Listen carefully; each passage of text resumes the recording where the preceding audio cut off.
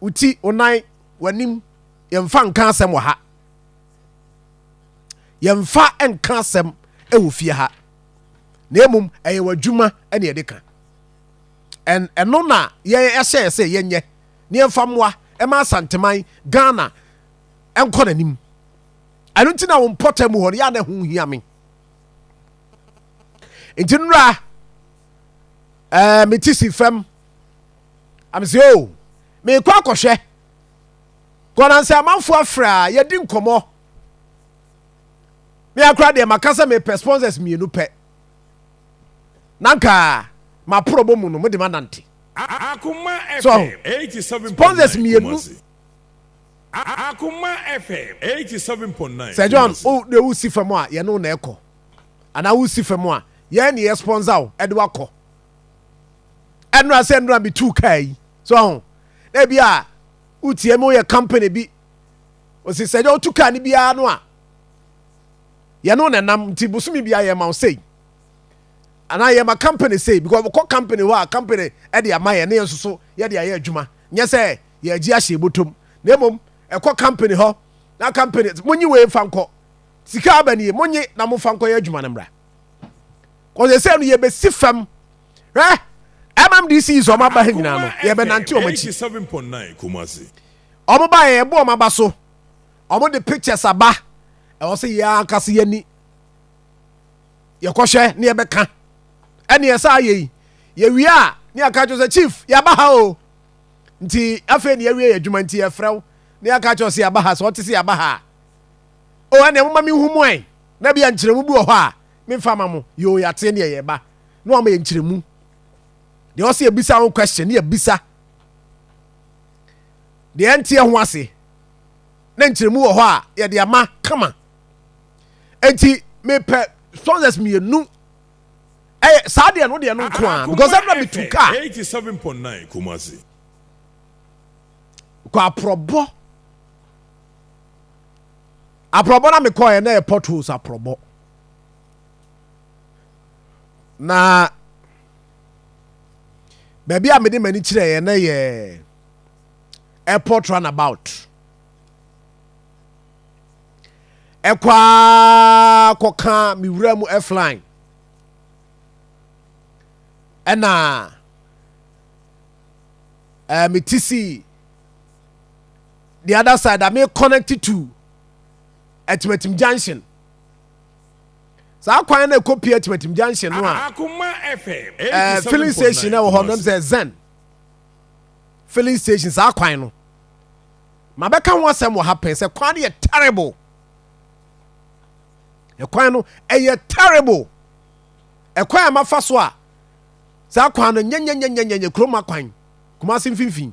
e very terrible enti ya nam se me kwan sa fa so ene se me sa fa ba bi fufuro ma kwa hwe de e koso ene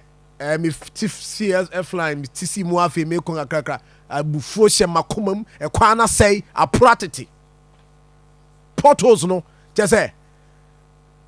anya asem ketwa 87.9 Kumasi enti me dru filling station ho ga akra ma dru filling station mu say mrantie bi ye adwuma den do video ya me start say me twa no kakra me connect kakra na me connect ena me di dru ha me dru me see fama ba te ba ko say Sir John ni o Sir John oni and I'm say eyamia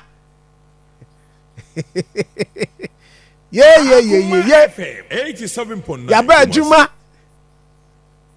enti me see from na omo mrantie no mo amo ye adwuma na mbusa say o na no so we urban routes ne assembly no na ye omo fixe Adam Zimpacho omo fixe no once and for all and as we no mba piepie gum mo adam ho akọ I'm saying kakra is here the chippings no eba be gum na the ruler ya faso na Akoma kakra FM tuntum na mefa 87.9 Kumasi. Let me say that's right. Enti mo abonam sa kwan no so no me no aduro no mo ye. Na mka chom say ne aga akwantu me toa so na ma hye other areas no so hia say betimi anya brane ya hye. Na yama mpanifo aso ate na yisi asam na ye ka no ye ka anye say ye ka no say obi adwuma mmɔ no. Sabio ye ti kroma yi. Se ye ka obi asem na say asem no nipa no ye ka na ye ka kaka no wonte ne ye ka egusu ka na wontie na wonya adwuma no a na se yi da di abenya mefa me o 87.9 Kumasi. ya mefa me e de enkofa me nua bi. In fact ya musa ye mu bia ye wa ha say pa cho vacancy wa ha o na munyo bi ma ye ya musa obi a enti ye interest ennim say ye ka so obi anyina adwuma yie ye nyina di. Ya wadwuma ni yie na mo so anya ni yie dia a eno de odi tumi ma ono beje na de odi tumi ma ono obeje na de ye ya na ye beka. If you say at the end of the day no say ye wie na say de wa ye no ya what will happen say what the begina so a campaign and one na begina so a campaign ye buy na we say na we aye say ye buy na abehwe we ene aye ne yie enti maka say yen koso an yen kan asem yen koso na yen kan asem eno nti na me mpotemu no ye nya bread hwe wo mpotemu ho de ekọ potholes asem no ye be koso aka Akoma FM 87.9. na wachi minya sure say mabia homa am potholes ana mabia ma mo e bia no dwada no adwada na ese na ayi anantwie ne ye ka enti ene me the best 6 minutes report mayen. It's a project aye nyina ye omo fix mayen ye kan omote ye kan asema omote ye kan omote Akoma FM 87.9 Kumasi. because petrol bo ba fam eba fam na car owner there be a froze ball joint ye froze tire pai enam kwanfo ntia the woman say driver ni no ono so onko ema me boka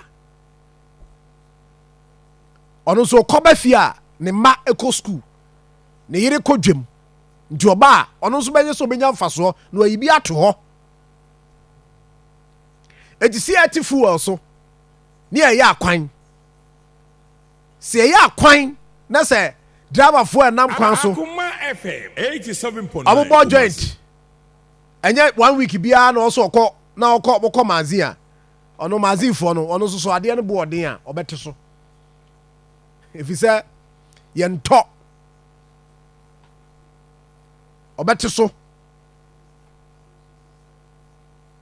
na sa aye da bia na eba da bia na ebu ni eba da bia na eba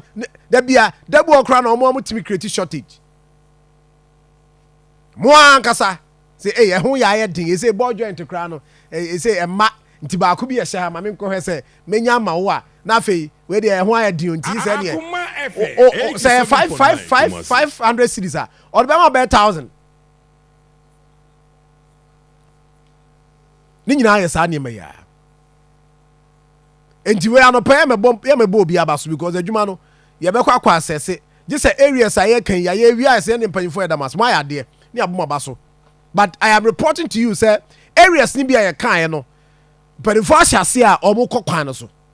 ye nkoso anka nti ne kan wo de na mpanifo so nte potholes asem kan wo de na mpanifo so nte 0322498035 FM 87.9 0243114497